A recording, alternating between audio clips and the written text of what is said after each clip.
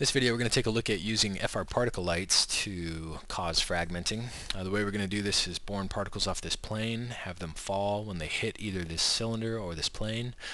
That's going to cause these other particles to be born, and then those other particles are going to be referenced by the fR-PartLights. And of course, fR-PartLights can be used as lights in fragmenting, and then so these particles who fall from here when they hit this or this are basically going to fragment.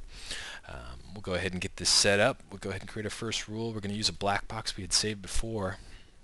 It's in the test 2 category called fragment with light. And we'll come in here into born, and we're going to go ahead and modify this a little bit. We're going to continue to use this object particle, but in a different way than before. For now, we're going to go ahead and create a generator called matter waves. We'll pick that plane, and we're going to born into the source group. We're going to born only one particle per second right now, just to start off easy.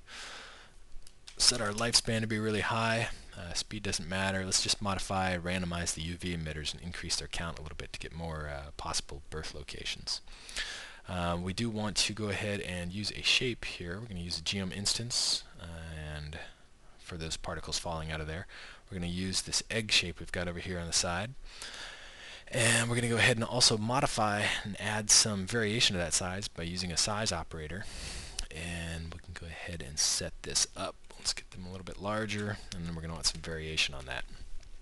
Remember, it's very important in this case how the operators are ordered here in the dynamic tree.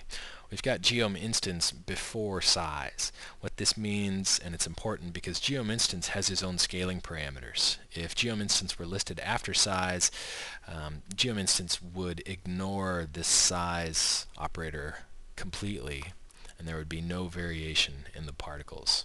So in order for the size to be active and affect those, he has to be listed last, or at least after geom instance.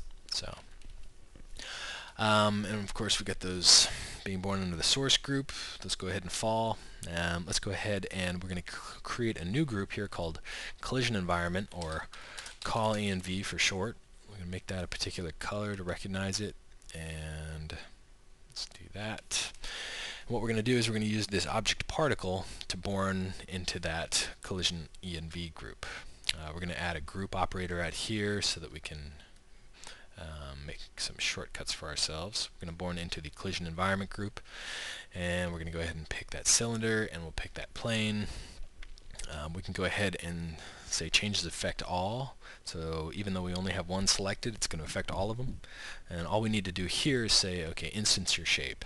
If they were moving, we would want object particle. We can set that anyway. We could also specify the group here, but because we've already got this group, we don't have to. It's going to go ahead and take those particles that have been picked and just pass them all out into this group, and they'll be assigned a collision environment. Okay.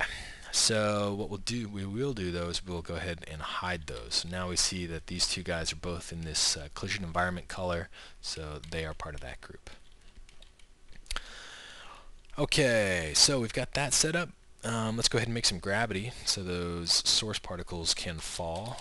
Go ahead and make a gravity group. Right now we'll just affect the source group, and we'll use a dynamics operator called force. And we're going to go ahead and make them fall in a particular direction. That direction will be -1. And the force, remember, in order to kind of simulate the max gravity forces, you're going to want in the range of 10 to 20 or so. So we're going to go ahead and use 20. And we'll see now that they fall rather quickly, which is good. What we do want to set up is we want to set up a collision now, so that when those source orange particles hit this or this, they go ahead and bounce. And then we're going to use that collision event to create some more particles. So we're going to create a rule called shape collision, shape call, and we'll go ahead up and grab the dynamics operator here. And this is where we're going to start to organize our particle groups a little more. We're going to go ahead and create one called, a new group called collision. And collision is going to contain the collision environment, as well as the source, as well as the fragments. So he contains all of them. So there's going to be collisions occurring between all these. So we'll come over here to shape collision, set our particle group to be collision. So it's going to calculate collisions inside this group and all his children. Now it's very important, we do not want the source particles, the the collision environment, we don't want those to react to the collisions.